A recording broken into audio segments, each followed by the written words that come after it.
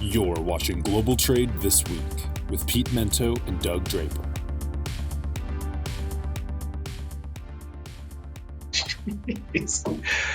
Hello, everybody, and welcome to another edition of Global Trade This Week. I am your co-host, Doug Draper. And on the other side of the country is my good friend and partner in crime, Pete Mento. Pete, I'd like to welcome you, buddy. How's it going? Rock, chalk, jock, rock, chalk. You got it. Jayhawk. Keep going. Yes. Yes. Congratulations to the University of Kansas on their wonderful win in the NCAA Division I basketball for the men's. That is, it's wonderful. Yeah. I'm excited. Did your son manage to make it through the party in one piece? He did, yeah. So my, as you know, my son was down there for like 4 days. And so here's the cool thing. So we can talk about all that partying, which was fun, but my daughter is so nonchalant. I think I've made mention that she's a rower at the university. So she gets access to the athlete training centers, right? It's this place called the DeBruce Center.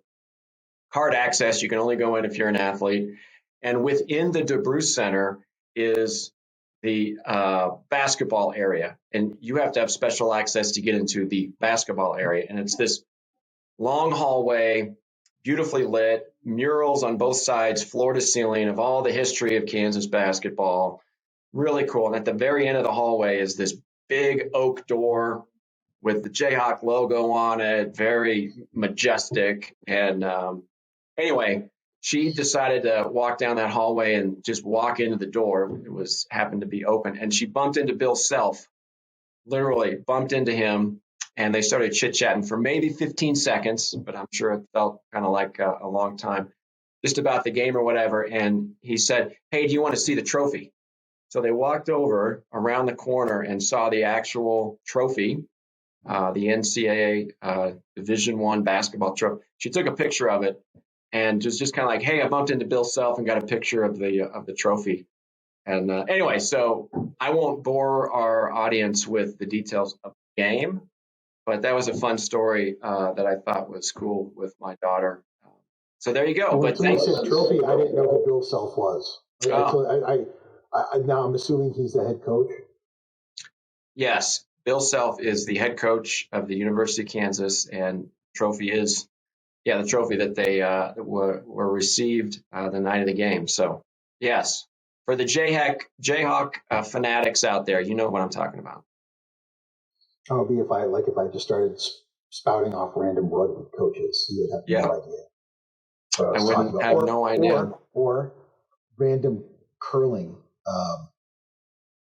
enthusiasts. Yes, even better. And Troy got a haircut. It may not look like it, but kind of right up there, it's a little bit different. So he's pretty stoked as well. Doug, someday I'm going to come out there and I'm going to steal that. And you're going to say, "What happened to Troy?" And he's going to be behind me. Oh, that would be awesome. And Troy's going to be behind me. Yeah. Well, the show is obviously sponsored by Cap Logistics. We appreciate their involvement in Kenyan. I always say pushing the buttons and turning the levers. So without further ado, let's see what Cap Logistics has helped us produce this week. So, Pete, take us away with topic numero uno. Thank you, Doug. Well, this week we're going to have a double shot of our friends in China, but we're going to start with something not so obvious. There has been a lot of talk in the States these days about inflation, but what we have not talked enough about is the inflationary pressures that are being faced in China. Many Americans buy a lot of what they buy in the form of cheap plastic crap that they don't need in the first place that is manufactured in China. A lot of the things that they're buying are more and more expensive because of the raw material and the base goods that are being used to make them are more expensive than ever. It's for a lot of reasons. Lockdowns, the inability to actually get them in the supply chain, other parts of those goods that are coming from places that have more expensive base materials. But this is, going across the entire spectrum of manufacturing: chemicals, raw materials, heavy manufacturing, replacement parts for machinery, and of course, labor. Everything is more expensive in China. Well, that's not good. because when it starts being more expensive at the port of origin, and then it goes all the way through the rest of the supply chain, it's just an additional cost on top of an additional cost on top of an additional cost until it finally gets to the U.S. consumer, who is paying more for it because of U.S. labor and U.S. energy cost and all the other things that go along with it. So, Doug, bad gets to worse as we're seeing even higher inflationary pressures on the U.S. economy because of inflationary issues overseas. And it's not just China, but the U.S.-China inflationary issue is probably easier to identify just because of the volumes of things that we bring in from China. Interesting. So let me, I'm going to be conspiracy theorist here. And I always think the COVID zero approach in Shanghai to me is a little bit baffling, with having the pandemic has been with us for 2 years plus. How anybody is smart, intelligent, looking at the quote unquote science, all that kind of stuff, how can they think COVID zero is an approach that's going to work, especially in a city of 25 or so million people? So my conspiracy theory in me, Pete, and this show is not about conspiracy theories, and we can throw some overdub music, but is this being created to see how it will impact the U.S. economy and others that are trading partners with China? No. And if anybody was going to know about this conspiracy theory, it would be Keenan. He would be jumping on whatever button he has right now on that control and be like, I've got a comment. And we would just see this giant ball of hair speaking back to us right now. But the reason I disagree with that is the Chinese are, as an export economy, have always been extremely good at making sure that whomever they're exporting to gets what they need. Their entire economy is based on their ability to execute the sale of their goods to import communities. So no, I can't imagine. They would have an almost insurmountable political liability on their hands if they didn't keep that economy going. You gotta continue to make jobs, to keep people working, to see the economic opportunity that the party is giving them. No. That would be a worst case scenario. So all right, gotcha, cool. All right, man, I'm going to jump in with my first topic, and it's the untold story of the trucking spot market, over the road, full truckload spot market. Now, the super simple version of contract lanes versus spot market. Contract lanes is you have carriers that are guaranteed. They will guarantee a rate for guaranteed freight. It's usually designed for larger type of customers out there that says, hey, we have 100 loads going from Denver to Dallas every single year. We want a flat rate or a fixed rate, and then they're off and running. So the spot market is usually smaller players that just need a one-off, or if the contract market can't support it. So that's the difference between spot and contract. Contract, all rates have gone up, but the spot market has just gone up catastrophically in pricing. It may not be ocean container and import rates, but it's gone pretty darn crazy. And I want to take a different approach to that, Pete, because what has happened, if you look at 2021, there was all some press about there was the most truckers that had applied for authority, right? So if you and I want to start a trucking company, we got to go through the due diligence and have our authority and make sure we're legit and check all the boxes. So there was more authorities granted in 2001, and there were some people hyping that as a good thing.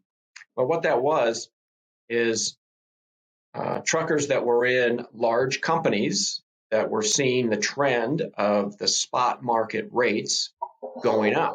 So people just chase money. So you're like, hey, I'm a company driver, and I'm looking over here, and the spot market's going berserk, so I'm going to go start my own trucking company. Which is great, but it doesn't increase the overall number of drivers in the workforce. They've just moved from one side to the other. So that's cool. They're making a ton of money. These guys that may not have had equipment have to buy trucks and trailers and tractors. And oh, by the way, they're hard to find. The used market is incredibly expensive. So I have to go out and get a loan so I can pay for all this. But don't worry about it, Pete. It's all good because I'm making a killing in the spot market.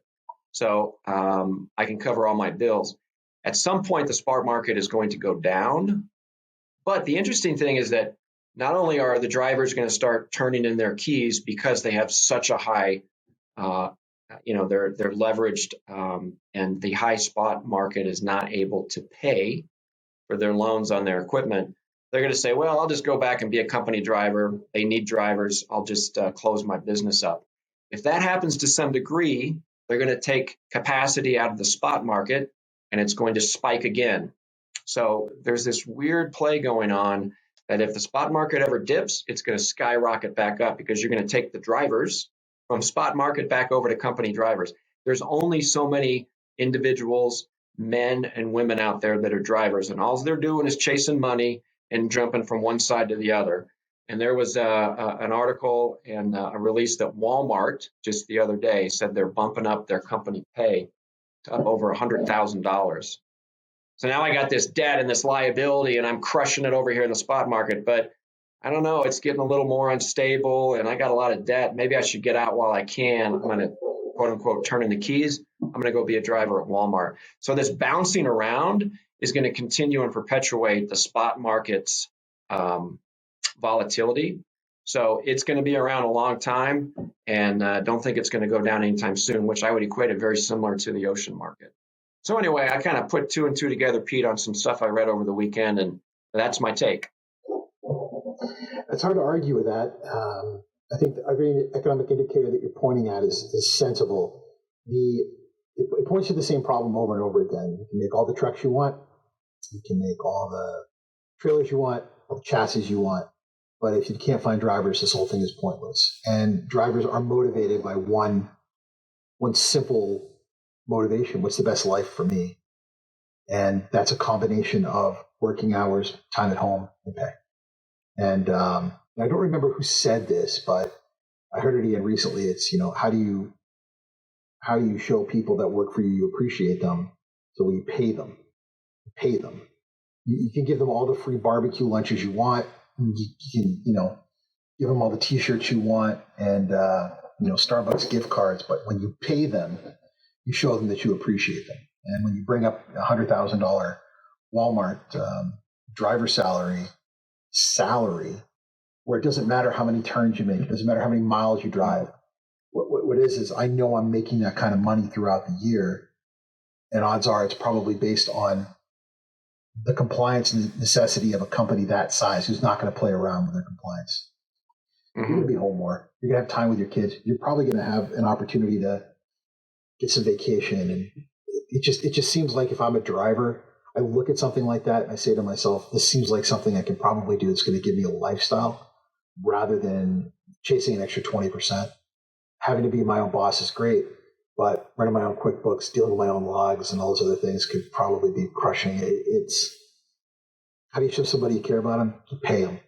And It doesn't seem like that's a big swing. You probably don't have to pay them too much more to get them to come over to not have to deal with all those frustrating things that come along with being your own boss. But So another example of Walmart's another example of how owning the rails, which we've spoken about, is vertically integrating your supply chain so you have more control. It's just something there. And is that short term? I don't think that it is. I think you're going to see more companies are going to find that perfect balance between paying for people to a degree, always having in-house resources and being able to move their own cargo now, and having some degree of comfort in knowing when you're big enough. And then also being involved in the market as well, so that you have that flexibility. But you're always going to have a certain amount of volume when you're that big. You might as well have your own people under contract. It just seems to make sense. Yeah, for sure. And that, all right. That gets us to halftime, Doug, brought to you by our good friends at Cap Logistics. To learn more about the folks that sponsor this show and make it possible for Doug and I to talk to you not only about what we feel is probably going to happen in logistics, international trade, economics, and the supply chain, but also to bring you halftime, which is probably the most entertaining 5 to 10 minutes in the internet. Yeah. Please go to caplogistics.com. And with that, Doug, what do you have for halftime this week? Oh, okay. All right. I think we're going to make a request to Keenan before I jump into. He does a phenomenal job of what I call snapping the chalk line as far as where our topics go. He's got to snap the chalk line at halftime. So if people are like, I don't want to listen to these knuckleheads about what they're talking about, I want to go straight to halftime. So I'll make that request on air. But this kind of goes a little bit to what you were going to talk about, Pete. So I don't want to steal the thunder, but should I go first? I can go first. Yeah, why don't you go first, because mine kind of follows up on what you had said. Oh, totally. Yeah, I'm fired to talk about mine. So I stumbled across a TV show. So I've been running out every day, whether I go to jujitsu or I don't, or we have something to do or we don't. After we have dinner, we watch TV for a short amount of time, and then I'll jump on the couch and turn on the TV. Sometimes it's 30 minutes, sometimes it's an hour. We're old, we go to bed early. So we're running out of things to watch. Over the weekend, I stumble across this TV show called Julia, which for those of you who have not seen it yet, on HBO Max, it is a bioseries, dramatic retelling of how Julia Childs goes from being the wife of a diplomat to becoming, in the hearts of American wannabe chefs all over America. And starting in 1962 until, ultimately in the 1990s, she stops. I've only seen a number of the episodes, but man, is it entertaining. It sent me down a whole rabbit hole about her as a person. She was too tall to be in the military, so she became a typist in the OSS, which was the precursor to the CIA. She was married to a diplomat, and that is how she ended up becoming a chef. She grew up in a home that had a cook, had a chef. She'd never cooked in her entire life until she moved overseas and fell in love with cooking in Paris. But to me personally, I love to cook. I have my entire life. It's an important part of who I am. And to me, one of my biggest influences is Anthony Bourdain, but I learned how to cook watching Julia Child on PBS, like a lot of Americans. And I remember the first thing I ever really cooked that was difficult was beef bourguignon, and I did it for my mom and dad. They bought me all the ingredients. I followed her. I went to the Manchester Public Library, and I followed the recipe to the T, and it came out edible. I'm not going to say it was great, but my parents ate it, and to me, watching that show, it's a delight. It's funny. It's fun. Her and her husband seem to have had a wonderful relationship, if it's even remotely accurate. But there's something to be said for the joy that comes from good food and the love that people who truly love to cook put into their food. If you have a chance, watch it. And I hate to admit this, but because I'm a C+ person in the kitchen, when I see people that are, B+, A-, A chefs, I have a bit of hero worship, Doug. And I'll freely admit that. So all that time in New Orleans, all that time in Paris, all that time in New York, when I see someone that can really sling it, I have a tremendous amount of admiration for them. So that's my halftime, Doug. Nice. Well, like I said, when I heard that one kind of peeled off, and forget all these streaming platforms, I think PBS have some pretty good shows in the day, because mine is about Bob Ross and the joy of painting, right? Yeah.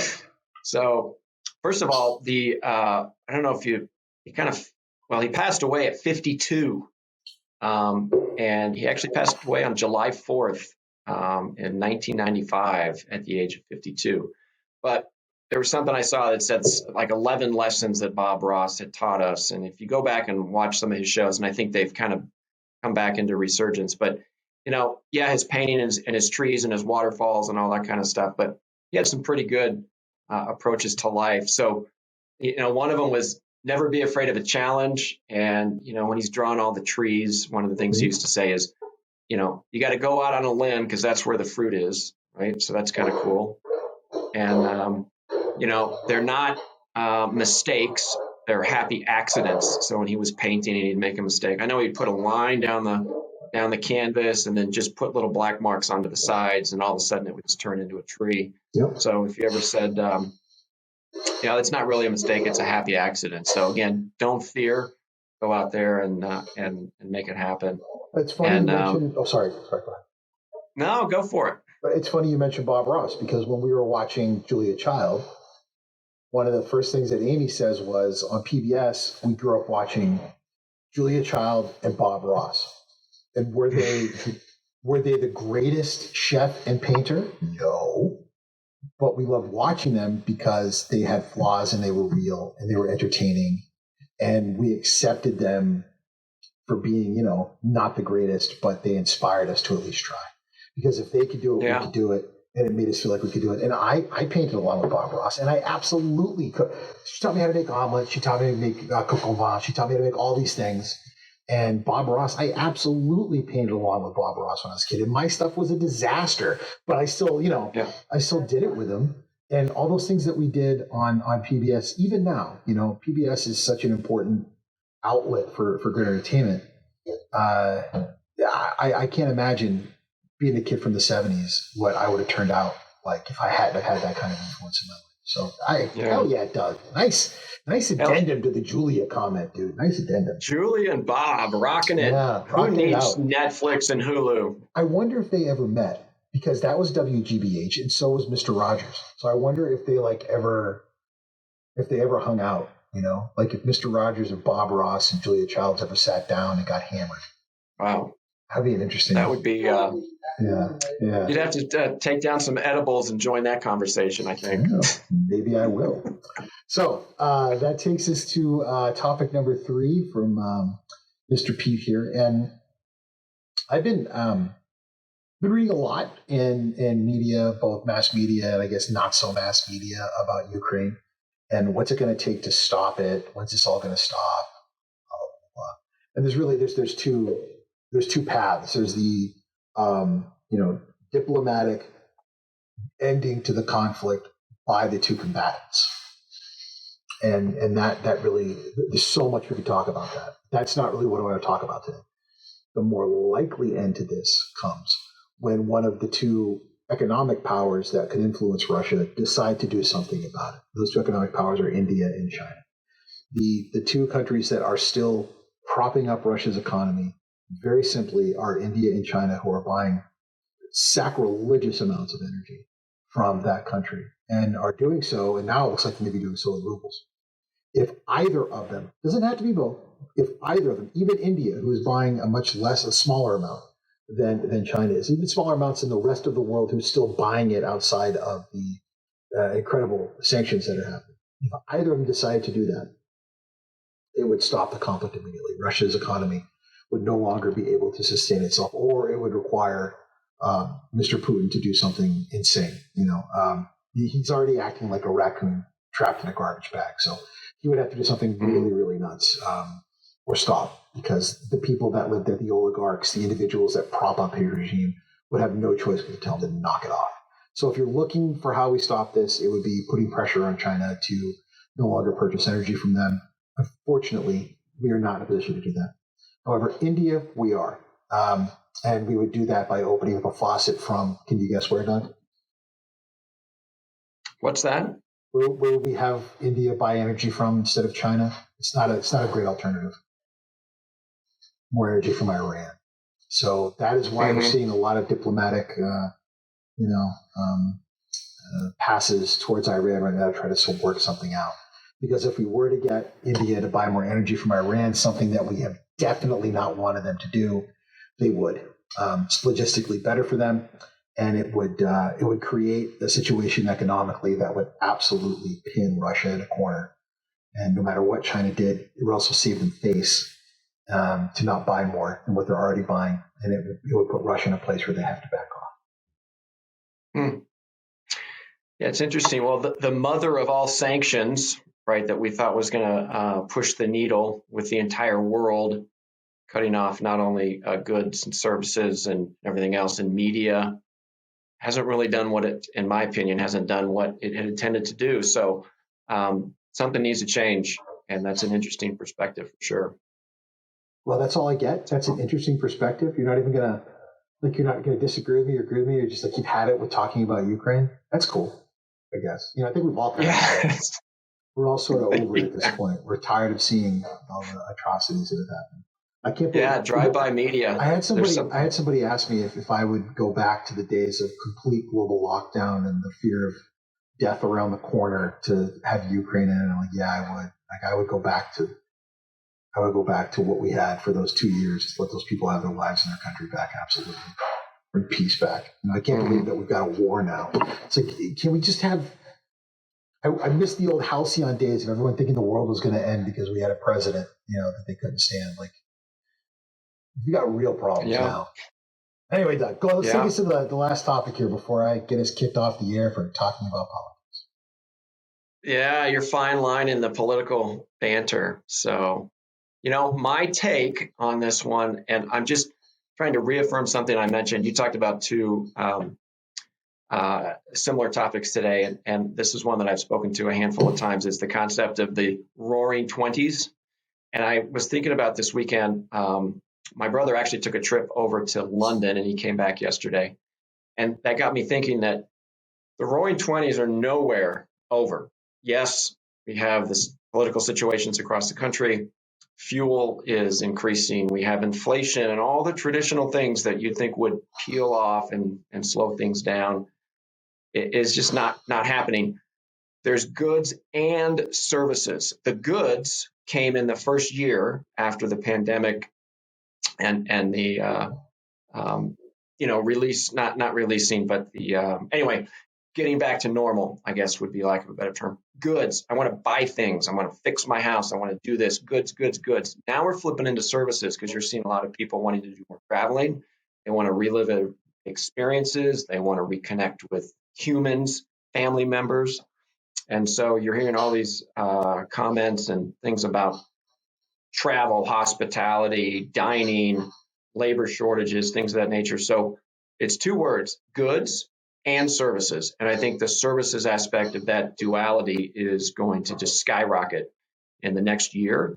And the labor situation that we're in, not only in the US, but as you had said a minute ago, across the entire world, people are going to go, they're going to enjoy those services, they're going to travel, enjoy experiences, and they're going to bitch and moan because there's not enough people to check them in at the hotel. They're going to have to wait longer for the Uber, and the fishing trip expedition is going to be too full because there's not enough captains. All that stuff is going to come into play, but people are still going to enjoy services. So goods were the first part, services are now the second, and the roaring 20s are rocking and rolling. You sure about that, Doug? Yes, I am sure about it. You leaned in, so obviously you're not a fan of my approach. No, I'm a fan. It's just I got the big skeptical hippo eyes because I really want to agree with you, and I want to believe in all that because the conventional wisdom agrees with you. So the reason why is we've got a lot of people working, and we got a lot of people that they're so ready, right? Even last summer was not the vacation summer. You still had New York and California and so many places that were still with masks and lockdowns and all the rest of it. This last Saturday was the first time I think I've been in a full packed theater where nobody had masks on. I mean, it was like we were freewheeling 2018 all over again. So. Mm-hmm. I'm worried though that consumer confidence is down, and I'm more worried when you talk about services. Services is so much more than tourism, and I'm already seeing this appetite by American corporations to outsource. So they're looking at the unemployment numbers and how low they are, and they're seeing this desirous American, labor market to unionize, which has got them pretty terrified. And then also to demand better work conditions, work from home, yada, yada. Like, you want to work from home, there's people I can give this job to then. They can work from home in Bangalore. They can work from home, in Manila. I'll let them work from home there for a fraction of what you're asking. Mm-hmm. And I worry that when we talk about services, I think we forget that any of those jobs can very likely be outsourced to another economy for much less and likely be just as efficiently done. So I'm with you when we talk about certain services, but I'm skeptical and I'm worried for our economy when I think about the ruthlessness right now that American corporations are taking towards outsourcing certain jobs. And I am of the opinion, I'm one of those rare people that's of the opinion right now that in the second or third quarter of next year, there's going to be a massive correction to the economy. And that trickle of outsourcing of service jobs is going to go to a gushing fire hose. And we're going to see, if it can be outsourced, it will be. If it can be right-sized, it will be. And a lot of those folks that were sitting on the couch eating Doritos waiting for the right gig to come up are going to wish like hell they had a job to begin with. So, I'm like, in my heart, Doug, I'm with you. But there's this skeptic in me, this cynic in me that just, I've heard it all before, man. And I'm really worried. I'm a little too concerned. I had this call with my staff the other day where I told them, this is not the time, regardless of what you are hearing, to buy your big house and to get yourself a new car and to spend money and rack up credit card debt.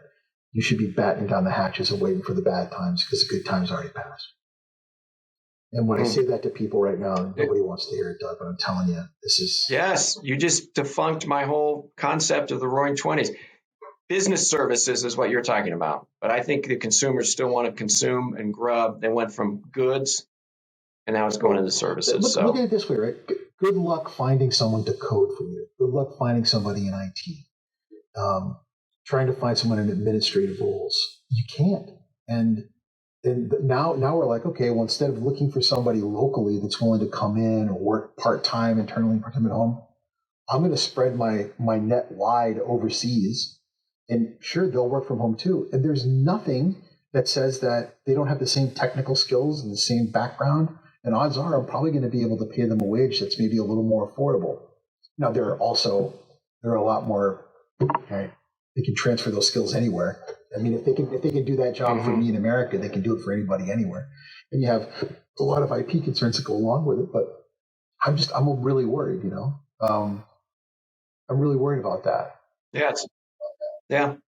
Well, the owning the rails is kind of the trend for logistics and supply chain. Maybe you're spot on with business services doing the outsourcing for the same reason. Dougisms can you throw into one episode, Doug? How many? 3? You got 3 in there? That was pretty good. Yeah. Well, with that, I'm gonna call it. I'm gonna call it a show. All right. That was fantastic. I feel good about this one. Hopefully, Keenan hasn't been watching old episodes of South Park the whole time. We managed to record this, but I did have a wonderful time as always talking with you, Doug. You are the sense to my nonsense every single episode, and I do love doing this. And I want to thank Cap Logistics again for giving us both the platform and the necessary support to make this happen week after week. Please do find out more about them at caplogistics.com. Thank you, Doug. Thank you, Keenan. And thank all of you for listening and for watching. Tell your friends, and we'll see you again next week for another exciting episode of Global Trade This Week. Peace. Yes. All right. See you, buddy. Thanks, Pete. Take care.